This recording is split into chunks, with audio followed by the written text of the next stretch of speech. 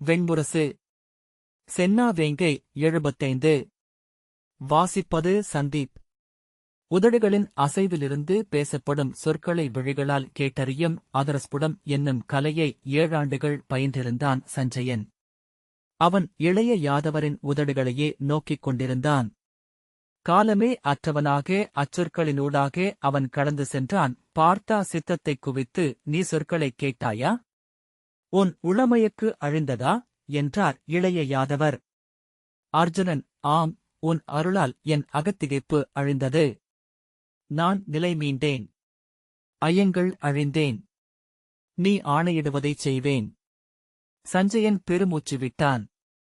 என்ன என்ன என்றார் திருதராஷ்டிரர். வாசுதேவனுக்கும் பேருள்ளத்தோனாகிய பார்த்தனுக்கும் இடையே நிகழ்ந்த சொற்களை நான் கேட்டேன். விண்ணோரும் அறிய விழையும் ஆழ்பொருள் கொண்டவை அவை. திருதராஷ்டிரர், சொல், என்ன என்ன அங்கே என்றார். சஞ்சயன் பெருமூச்சுவிட்டு தேரோட்டியும் வில்லவனும் ஒன்றென்றாகும் தருணம் என்றான். திருதராஷ்டிரர் பரபரப்படைந்திருந்தார். இரு கைகளாலும் பீடத்தின் கைப்பிடிகளை தட்டியபடி என்ன நிகழ்கிறது? சொல், என்ன நிகழ்கிறது என்றார். பொறுங்கள் அரசே, முதலில் நான் பார்த்துக் கொள்கிறேன் என்று சஞ்சயன் சொன்னான். பொறுத்துக் கொள்வதற்காக இங்கு வரவில்லை. இன்னும் பொழுதில்லை. சொல், அங்கென்ன நிகழ்கிறது? படைகள் எவ்வண்ணம் உள்ளன? எவர் எங்கு நிற்கிறார்கள்? என்ன சூழ்க்கை அமைக்கப்பட்டுள்ளது? நீ பார்க்க சொல்லிக் கொண்டே இரு என்றார். சஞ்சயன், நான் பார்த்து தொகுத்துச் சொன்னாலொழிய தங்களால் புரிந்து கொள்ள முடியாது பேரரசே. ஒரு கணம் நுண்காட்சியாகவும் மறுகணம் பெருந்தோற்றமாகவும் படைகளை பார்த்துக் கொண்டிருக்கிறேன் என்றான்.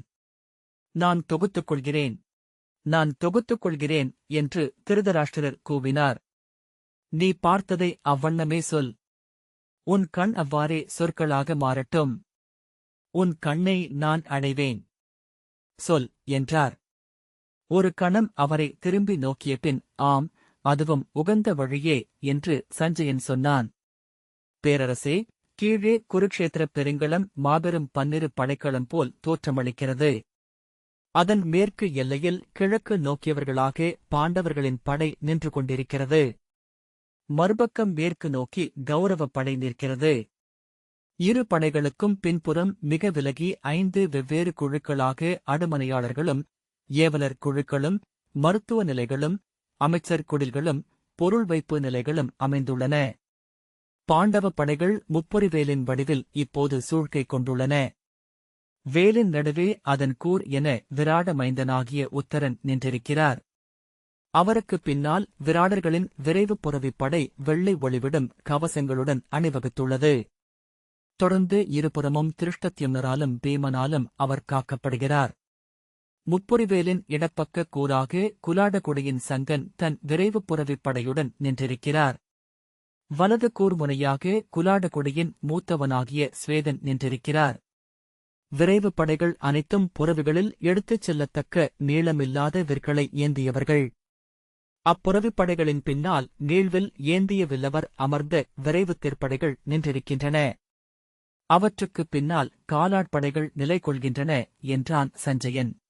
ஆம், விற்புரவிப் படைகள் ஊடுருவ தேர்ப்படைகள் அவற்றைத் தொடர்ந்து வழியமைக்க அதில் காலாட்படைகள் நுழையும்படி அமைந்துள்ளது சூழ்க்கை என்றார் திருதராஷ்டிரர். தேர்ப்படைகளுக்குப் பின்னால் அத்தேர்கள் அளிக்கும் இடைவெளியின் அகலத்திலேயே நீளமாக வேலேந்திய காலாட்படைகள் அமைந்துள்ளன என்று சஞ்சயன் சொன்னான். ஆம், அவை தேர்களால் இழுத்துச் செல்லப்படுவதில் தோன்றும் என்றார் திருதராஷ்டிரர். அவர் எவ்வகையிலோ விழிநோக்கு கொண்டிருக்கிறார் போலும் என்னும் திகைப்பை சஞ்சயன் அடைந்தான். அரசே, ஒவ்வொரு படை நடுவிலும் பின்னாலிருக்கும் படை தேவையெனில் மேலும் பிரிந்து முன்னால் வருவதற்கான இடைவெளி உள்ளது. ஒன்றிலிருந்து ஒன்றை பிரித்து நீளமாக்கவும் ஒன்றுடன் ஒன்று செருகிக் கொண்டு அகலமாக்கவும் இயலும் வகையில் படைகள் அமைந்துள்ளன. படைகளின் முகப்புகளில் 1000தவர் தங்கள் கொடிகளுடன் நின்றிருக்கிறார்கள். ஒவ்வொரு 1000தவர் குழுக்களுக்குள்ளும் 100வர்களின் 10 கொடிகள் தென்படுகின்றன.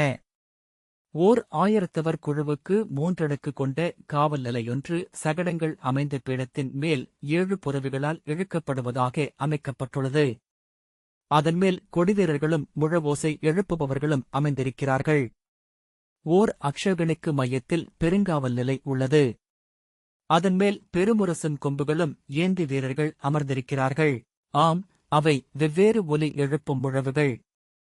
அக்ஷயகணிகளின் முழவுகள் இடியோசை கொண்டவை. ஆயிரத்தவர் முரசுகள் சற்றே உலோக ஒலி கலந்தவை என்றார் திருதராஷ்டிரர். நமது படைகளும் அவ்வாறே அணிவகுத்துள்ளன அரசே என்றான் சஞ்சயன். அமுதகலக் கொடி பறக்கும் 18 செய்தி மாடங்களால் சூழப்பட்டுள்ளது நமது படையின் முகப்பு. நமது படைகள் பூண்டுள்ள மான்கொம்பு வடிவின் முதற்கிளையின் கூர்முகப்பில் மீன்கொடி பறக்கும் தேரில் தன்னைவிட 2 மடங்கு பெரிய நிலைவில்லை எடக்கால் கட்டை விரலுக்கும் நெடுவிரலுக்கும் நடுவே ஊன்றி இடையில் கையூன்றி களத்தை கூர்ந்து நோக்கியபடி பீஷ்மர் நின்றுள்ளார். அவர் வெண்ணிறத் தலைப்பாகை அணிந்திருக்கிறார். அவருடைய தேரும் வெள்ளி என ஒளிவிடுகிறது. அவருடைய முதன்மை மாணாக்கனாகிய விஸ்வசேனர் அவருக்கு தேர் செலுத்துகிறார். அரசே, ஒரு கணம் பீஷ்மரே அங்கும் அமர்ந்திருப்பதாக எண்ணி திகைப்பு கொண்டேன். அவருக்கு பின்னால் 12 கவர்களாக பிரிந்து நின்றிருக்கிறது நமது படை. ஒவ்வொரு கவர் முனையிலும் நமது பெருவீரர் ஒருவர் நின்றிருக்கிறார்.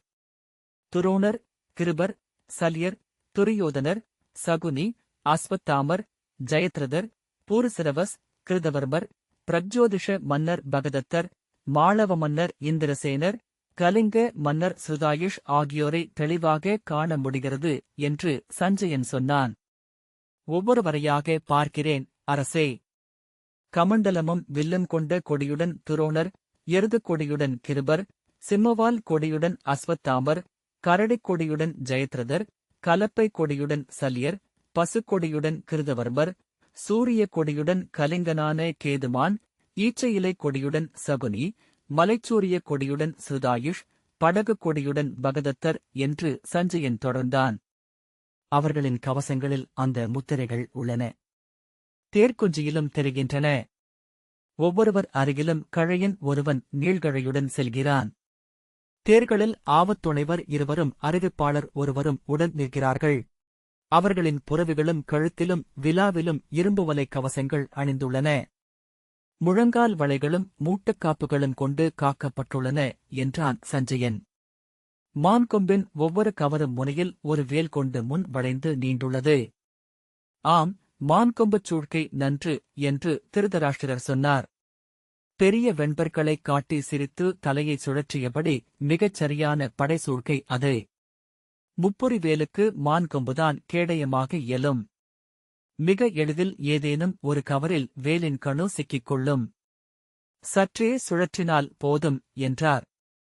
அவர் கையை தூக்கி மான்கொம்பை சுழற்றுவது போல் அசைத்து முப்புரி வேலை கைவிட்டுவிட வேண்டியிருக்கும். வலு காட்டினால் வேலின் 3 கவர்களும் ஒன்றிலிருந்து ஒன்று விலகி நெளியும். ஆம் என்றார். 2 கைகளாலும் பீடத்தின் கைப்பிடியை அறைந்து ஆம், ஆம், அதுதான் நிகழவிருக்கிறது. அதுதான் நான் அறிகிறேன். பிதாமகர் பீஷ்மர் முன்னணியில் நிற்கையில் மான்கொம்பு கொல்திரல் படைக்கலம் என்றும் ஆகும். மான்கொம்பின் இயல்பு அது. கேடயமாகவும் படைக்கலமாகவும் மாறி மாறி செயல்படும் விந்தையான கருவி என்றார். சஞ்சயன் திரும்பி அவருடைய உணர்வெழுச்சியை பார்த்தான். அதுவரை அவரிலிருந்த துயரமும் விலக்கமும் முற்றாக பறந்து போய் போர்க்களத்தில் படைக்கலமேந்தி போர்முரசு முழங்கக் காத்திருக்கும் படைவீரனின் வெறியும் உவகைக் கொப்பளிப்பும் கொண்டவராக மாறிவிட்டிருந்தார். அவர் உடலின் வாயில்களைத் திறந்து முற்றிலும் புதிய ஒருவர் வந்தமர்ந்திருப்பதைப் போல. ஆனால் அந்த புதியவரை அவன் மேலும் நன்கறிந்திருப்பதாக அவனுக்கு தோன்றியது. அவன் தொடர்ந்து சொன்னான். நம் படைகள் முற்றிலும் பழுதின்றி நிறை கொண்டுள்ளன அரசே. என்ன நிகழ்கிறதென்பதை இங்கிருந்து தெளிவாக பார்க்க இயல்கிறது. புறாக்கள் படைகளுக்கு மேல் புலரி ஏரியில் நீராவிப் படலம் போல் படர்ந்து கொண்டிருக்கின்றன.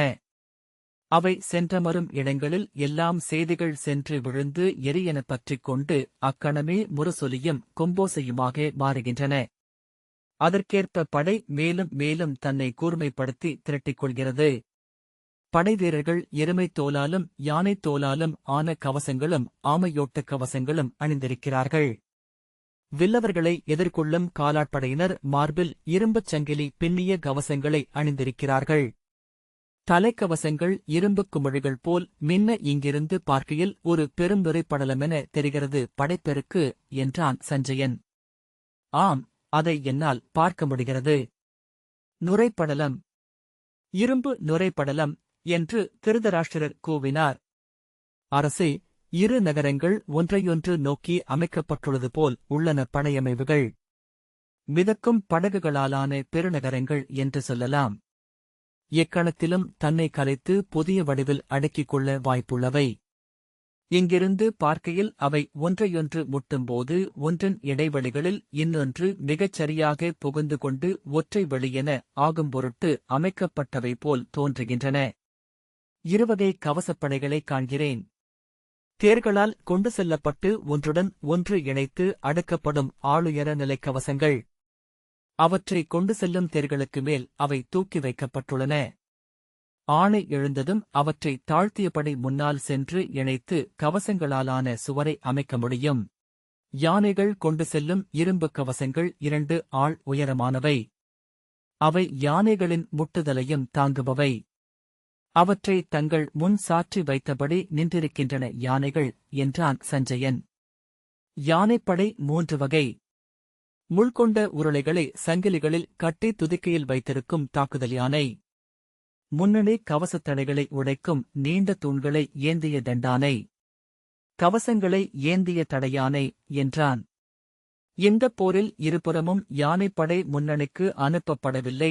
திருதராஷ்டிரர் எதிரியின் படை சூழ்க்கை கோட்டை போலிருந்தாலொழிய யானைகளால் பெரும்பயன் ஏதுமில்லை, என்றார். நீர்ப்பரப்பில் மீன்கள் துள்ளி எழுந்தமைவது போல படைவழியின் நடுவே கழையர் எழுந்து இறங்கிக் கொண்டிருக்கிறார்கள். படையணிவகுப்பை ஒவ்வொரு தலைவரும் தீர ஆயத்துடன் நோக்கிக் கொண்டிருக்கிறார்கள். கிருதவர்மர் மேலும் மேலும் பதற்றம் கொண்டிருக்கிறார். ஏனென்றால் அவருடன் வந்திருப்பவர்கள் யாதவர்கள்? அவர்களில் விருஷ்ணிகளின் நிலை குறித்த ஐயம் நின்றிருக்கிறது. படைமுகத்தில் தங்கள் தலைவரான இளைய யாதவரைக் கண்டால் அவர்கள் எப்படி எதிர்வினையாற்றுவார்கள் என்று பிற யாதவகுடியினர் எண்ணிக்கொண்டிருக்கிறார்கள், என்றான் சஞ்சயன். திருதராஷ்டிரர் அவர்கள் மேலும் கடுமையாக நடந்து கொள்வார்கள். மேலும் மேலுமென பாண்டவர்களைக் கொன்று குவிப்பார்கள். ஏனென்றால் மானுட உள்ளம் எப்போதும் ஓர் உச்சநிலையில் இருந்து மறு எல்லைக்கே செல்கிறது. அவர்கள் பாண்டவர்கள் மீது கொண்டிருந்த அன்புக்கு அடியில் எஞ்சியிருந்த வெறுப்பு பேரொரு கொள்ளும். இளைய யாதவரை வாழ்த்திக் கண்ணீர் மல்கிய போதெல்லாம் அடிபட்டு நஞ்சு கொண்ட ஆணவம் 1000 படம் விரித்து எழுந்து வரும், என்றார். அரசே, நமது படைகளில் அவந்தியின் விந்தனும் அனுவிந்தனும் மாங்கனி கொடிகளுடன் நின்றிருக்கிறார்கள். அவர்களுக்கு அருகே கோசல மன்னன் பிரஹத்பலன் மயில்கொடியுடன் நின்றிருக்கிறார். சௌவேரர்களும் பால்ஹிகர்களும் பால்ஹிக மன்னர் சலன் தலைமையில் அணிகொண்டிருக்கிறார்கள். காந்தாரர்களின் படைப்பிரிவுகளை சுபலர் தலைமை தாங்குகிறார். மறுபக்கம் ஒட்டகக் கொடியுடன் காம்போஜத்தின் சுதக்ஷணனும் சூரிய கொடியுடன் அங்க நாட்டரசர் கர்ணனின் மைந்தர் விருஷகேதுவும் இளையோரும் நின்றிருக்கின்றார்கள். காமரூபத்தின் படைகளை அவர்களுக்குப் பின்னால் பார்க்கிறேன். இணையாக வங்க நாட்டுப் படைகளும் நின்றிருக்கின்றன. அதற்கும் அப்பால் நின்றிருப்பவை திரிகர்த்தர்களும் உசினாரர்களும் இணைந்த பெரும்படை. அதை திரிகர்த்தனாகிய சுசர்மன் தலைமை தாங்குகிறார். மிகத் தொலைவில் கூர்ஜரத்தின் படைகளைக் காண்கிறேன். அவர்கள் சைப்பிய நாட்டு கோவாசனரால் நடத்தப்படுகிறார்கள். திருதராஷ்டிரர் மெல்ல அமைதியடைந்தார். பற்களைக் கடித்து தாடையை முன் நீட்டிக் கூர்ந்த தணிந்த குரலில், மறுபக்கம் பார்த்தனும் பீமனும் நின்றுள்ளனர் அல்லவா, என்றார். ஆம், அவர்கள் தங்கள் படைகளின் அணிகளை நோக்கிவிட்டு படைமுகப்புக்கு வந்து கொண்டிருக்கிறார்கள். முப்புரிவேலின் கைப்பிடியில் அமைந்த 2 கவர்களென அவர்களின் படைகளை நிறுத்தியிருக்கிறார்கள். இளைய பாண்டவராகிய பீமன் உடலெங்கும் இரும்புக் கவசங்கள் அணிந்திருக்கிறார். தலைக்கவசத்தை வலக்கையில் நெஞ்சோடணைத்து பற்றியிருக்கிறார். சிம்மக்கொடி பறக்கும் பெருந்தேரில் நெஞ்சகன்ற 7 யவனப் புரவிகள் பூட்டப்பட்டுள்ளன. தேர்தட்டில் நின்றபடி கை சுட்டி தன் படையின் பல்வேறு பகுதிகளை நோக்கி தேரை திருப்பும்படி பாகனுக்கு ஆணையிட்டுக் கொண்டிருக்கிறார். அவரைப் போன்று இரும்புக் கவச உடையணிந்தவர்களால் ஆன படைகள் அவரைப் போலவே உடல் நடுக்கின்றன. அவர்களின் முகப்பில் புரவி வீரர்களும் தொடர்ந்து தேர்களும் பின்னர் காலாட்படையினரும் நின்றிருக்கிறார்கள். பார்த்தன். பார்த்தன் எங்கே? அவர்களைப் பற்றி சொல். அவர்களைப் பற்றி சொல்ல வந்து விட்டுவிட்டாய் என்றார் திருதராஷ்டிரர். சஞ்சயன், அரசே, மறுபக்க கவரில் இப்போது நான் அர்ஜுனரை பார்க்கிறேன். அவரது படைமுகப்பில் நின்றிருக்கும் தேரில் குரங்கு கொடி பறக்கிறது. இளைய யாதவர் தேர்ப்பாகனாக அமர்ந்திருக்கிறார். முழுக்கவச உடையணிந்து தலையில் அணிந்த தலைக்கவசத்தை தோளுக்குப் பின்னால் சரித்து நின்று கொண்டிருக்கிறார் பாண்டவர். இளைய யாதவர் அவருக்கு படைகளை கைசுட்டி எதையோ சொல்லிக் கொண்டிருக்கிறார். பின்னால் நின்றிருக்கும் 2 ஆவத்துணைவர் அம்புகளை எடுத்து சீராக அடுக்கிக் கொண்டிருக்கிறார்கள். அத்தேரின் பின்பக்கம் தூண்கள் முழுக்க அம்பரா தூணிகள் அம்பு நிறைத்து தொங்கவிடப்பட்டுள்ளன. போருக்கென அவர்கள் ஒருங்கிக் கொண்டிருப்பது போல் தோன்றவில்லை. ஒரு இனிய விழாவிற்கான உளநிலை அவர்கள் முகத்தில் தெரிகிறது என்றான். அவன் ஆடியை மீண்டும் மெல்ல நெருக்கி, இளைய யாதவர் கனவிலிருப்பதில் அரைவிழி மூடியிருக்கிறார். நான் அவர் விரல்களை பார்க்கிறேன். ஊழ்கத்தில் என அவை ஒன்றுடன் ஒன்று படிந்து அமைந்திருக்கின்றன. அவர் உதடுகளும் ஊழ்கனும் சொல்லை உரைப்பவை போல் மெல்ல அசைகின்றன. அவர் இளைய பாண்டவருக்கு சொல்லும் சொற்களை செவிகளால் கேட்க அவராலும் இயலாது. அவை ஒருவரை ஒருவர் நன்கறிந்தவர்கள் சொல்லின்றி அறியும் மொழியாலானவை போலும். அரசே, கார்டிலரின் தலையிலிருக்கும் பீலி விழுதிறந்து திகைத்தது போல் அப்பெரும் போர்க்களத்தை பார்த்துக் கொண்டிருக்கிறது. அவர் மஞ்சள் மரவொரி ஆடை மட்டும் அணிந்திருக்கிறார். மார்பிலோ கைகளிலோ தோளிலோ எங்கும் கவசங்களில்லை. 7 புறவிகள் பூட்டப்பட்ட தேராது. ஒன்றுடன் ஒன்று முற்றிலும் ஒத்த மெலிந்து நீண்ட கால்களும் ஒட்டிய வயிறும் கொக்கின் கழுத்தும் கொண்ட வெண்புறவிகள். சிவந்த மூக்கும் சிவந்த கண்களும் கொண்டவை. அவை சோனக நாட்டிலிருந்து வரவழைக்கப்பட்டவை.